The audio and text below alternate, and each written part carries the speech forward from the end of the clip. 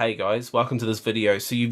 Previous video beforehand, we were setting up our Ecwid account and getting us into our control panel. So from the control panel, we're looking at setting up our online store and our products and adding pictures and shipping and all that kind of stuff. So we're going to break it down into easy step-by-step videos. So in this video, we're going to talk about creating our online store.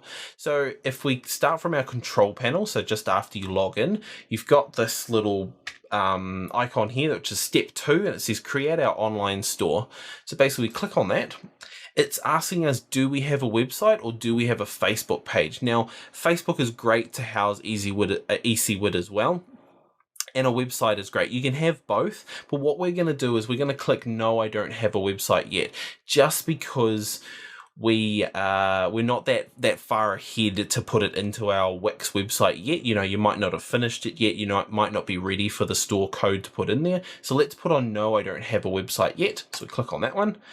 This is basically going to create you a temporary site within Ecwid that you can view your shop in. So at the moment, it's going to say specify a store address. So I'm currently a store with a long number. So I'm going to say, no, I'm going to be the Batcave.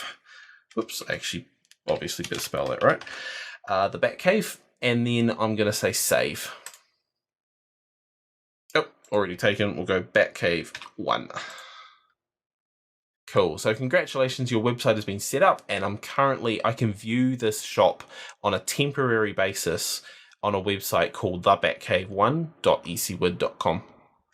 Now, all you need to do is click on the proceed to next step, and that's it.